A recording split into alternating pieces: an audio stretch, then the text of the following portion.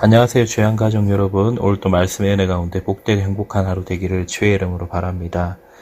오늘은 원망과 불평과 불순종이라는 제목으로 신명기 9장 22절에서 29절 말씀을 묵상하고자 합니다. 오늘 본문도 역시 지난 광야 40년을 회고하는 말씀입니다. 이스라엘 백성은 여러 지역에서 여호와를 경노하게 했고 심지어 여호와께서 그들을 아시게 된 날로부터 언제나 여호와를 거역했다고 하십니다. 여호와를 경노하게 했던 대표적인 지명 세 곳을 살펴보겠습니다.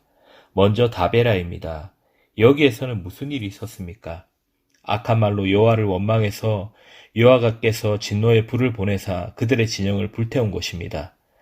출애굽 때 따라 나온 다른 민족이 처음 원망을 시작하자 이스라엘도 악한 말로 하나님을 원망하기 시작한 것입니다. 하나님께서 어떤 이적들을 베푸셨습니까? 놀라운 것들을 행하셨음에도 불구하고 그들 가운데 불평이 드러난 것입니다.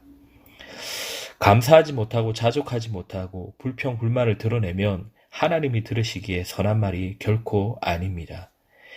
광야 생활은 나그네 길입니다. 많은 것을 참고 견뎌야 합니다. 하나님께서 놀라운 일을 행하셨는데 지금 주시는 것에 자족하며 감사하며 살아가는 삶이 되어야 됩니다.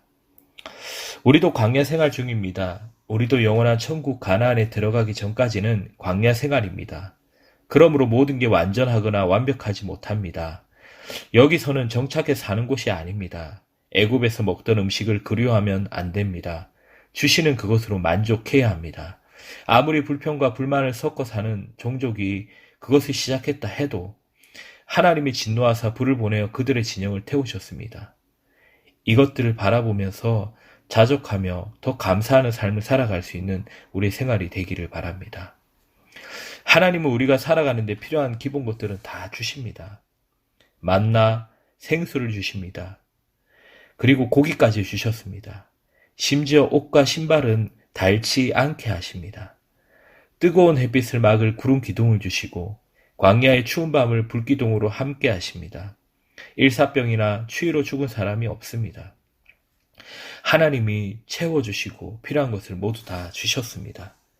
그럼에도 원망합니다. 광야 생활이니 완벽하거나 완전하지 못합니다. 견디는 것이 힘들지만 우리 속에 감사의 입술이 열릴 때 더 채워짐이 있음을 우리가 알아야 합니다. 다음은 마사입니다. 마사에서는 물이 없어서 이스라엘이 하나님을 원망하고 심지어는 모세에게 돌을 던지려는 분위기까지 갔습니다. 그가 그곳 이름을 마사 또는 무리바라 불렀으니 이는 이스라엘 자손이 다투었으며 또는 그들이 여호와를 시험하여 이르기를 여호와께서 우리 중에 계신가 안 계신가 하였음이더라. 이스라엘 자손은 하나님을 시험했습니다. 대체 하나님이 우리 가운데 계시는가? 하나님이 우리를 사랑하시는가? 하나님의 존재까지 의심하며 시험했습니다. 하나님이 계신다면 어떻게 우리에게 이렇게 목마르게 하시는가? 하나님이 우리를 사랑하신다면 어떻게 우리를 이렇게 내버려 두시는가? 지금 우리 자녀와 가축이 다 목말라 죽게 되었다고 합니다. 끊임없이 하나님의 존재와 사랑을 의심했습니다. 우리를 사랑한다면 물을 주심으로써 당신의 사랑을 증명해 보이라는 것입니다. 물이 없어 다 죽게 될 것 같아도 하나님을 원망하거나 의심하면 안 됩니다. 우리가 다 이해할 수 없지만 우리를 가나안까지 인도하시는 하나님은 우리에게 필요한 연단이라고 생각하셔서 그렇게 하십니다. 우리로 하여금 긴장하게 하기 위해서 그럴 수도 있고 죄를 깨닫게 하기 위해서일 수도 있고 우리의 영성을 투영하게 하기 위해 그런 시련을 주실 수도 있습니다. 하나님은 절대 우리로 하여금 목말라 죽게 하거나 배고파 죽게 하시지 않습니다. 어떤 경우든 하나님의 사랑과 존재와 함께 하심을 의심하거나 시험하지 마시기를 바랍니다. 다음은 기브롯 핫드와입니다. 여기서는 만나로 만족하지 못한 이스라엘 백성들이 고기를 요구하는 모습을 봅니다. 민수기 11장 18절 이하를 보면 고기를 달라며 모세를 독촉합니다. 모세가 하나님 앞에 엎드려 도저히 이 백성을 감당할 수 없다고 탄원합니다. 그러자 하나님은 메추라기를 내리셨습니다. 고기에 굶주린 이스라엘로 하여금 먹게 하셨습니다. 그런데 이 일로 엄청나게 많은 사람이 재앙을 당해 죽습니다. 그들은 이 사이에 고기가 끼어 있는데 하나님이 그들을 치사 죽이셨습니다. 기브롯 핫다와는 탐욕의 무덤이란 뜻입니다. 하나님 메추라기를 땅에 떨어뜨리시니 이틀 동안 메추라기를 모아서 이들은 널러서 말렸습니다. 하나님 분통이 터졌습니다. 어쩌면 저렇게 나를 믿지 못하는가? 그렇게 탐욕을 부리는가? 라는 것입니다. 원래 이스라엘의 음식은 일용할 양식입니다. 만나는 1인분입니다. 안식일 전에만 2일분을 거두었습니다. 신물이 나도록 한 달 동안 먹게 하신다고 했는데 불구하고 탐욕을 부렸습니다. 탐욕을 부릴 필요가 없는 것입니다.